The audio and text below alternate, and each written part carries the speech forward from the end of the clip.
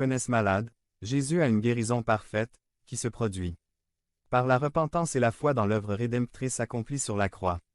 La miséricorde divine a fourni cette solution, et maintenant les guéris doivent chercher les autres malades pour les emmener chez le médecin. 3.5. Pour celui qui est en bonne santé, il n'y a pas de remède, car il ne cherchera pas le seul médecin qui puisse sauver l'homme de la mort éternelle. Nous devons reconnaître nos péchés, chercher le pardon. Le péché qui n'a pas de pardon est le péché de ne pas reconnaître que nous avons besoin du pardon, ou que Jésus n'est pas le médecin qui peut guérir. L'incrédulité et l'orgueil humain JN 9,39-41, à 13,46. Ce texte montre les deux côtés dans lesquels les hommes peuvent se trouver.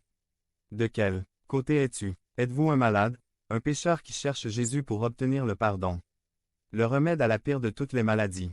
Ou êtes-vous une cara certigno, qui n'a besoin d'aucun médecin, puisque vous n'êtes pas malade et n'avez aucun problème avec vous? Ou êtes-vous un saint qui croit que nous devons garder nos distances avec les pécheurs, afin de ne pas être contaminés par leur maladie? La position qui plaît à Jésus est que nous reconnaissons que nous sommes des pécheurs, des malades, qui ont besoin de la grâce divine, et que nous comprenons que la miséricorde doit aussi être ce qui nous pousse à atteindre les autres malades. Nous ne sommes pas ici parce que nous sommes en bonne santé, mais parce que nous sommes malades. C'est parce qu'il y en a beaucoup d'autres dans le même état, il faut dire à tout le monde qu'il y a un médecin qui guérit, qui soigne avec grâce et qui est présent ici ce soir. Point. Nous ne pouvons pas nous isoler des pécheurs, mais du péché. Tant que nous serons en communion avec le médecin, le péché ne nous infectera pas. L'isolement n'est pas la mission de l'Église, mais la vie de sainteté et de miséricorde. Êtes-vous malade ou avez-vous été guéri? Avez-vous fait une consultation avec le docteur Jésus? Coopérez-vous avec le médecin pour guérir les autres? Devenez membre de la chaîne et soyez un instrument de la parole de Dieu. Ne manquez pas cette opportunité d'avoir un impact sur des vies. Cliquez maintenant sur le lien dans la description et aidez-nous à diffuser la parole de Dieu. Attention au ferment par Carlos Clobert Maya. Résumé. Je veux que les auditeurs soient aveuglés par leur vie spirituelle, ne laissant pas les mauvaises influences entraver leur communion avec Dieu.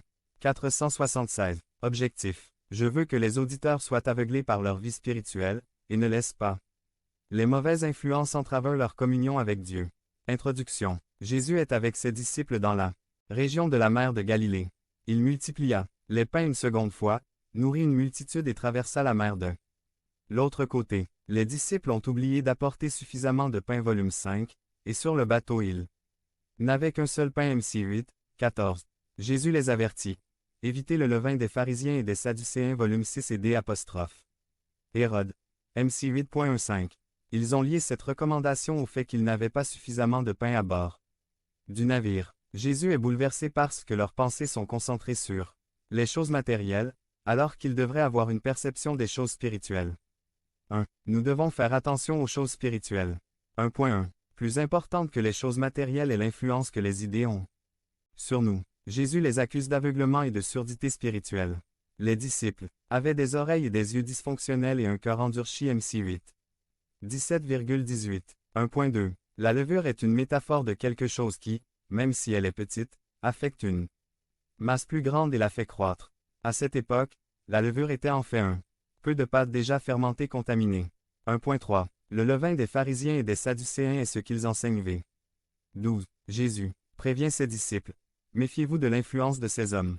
1.4. Les disciples n'ont pas compris que la multiplication des pains était un signe que Dieu pouvait pourvoir ou subvenir aux besoins, même matériels,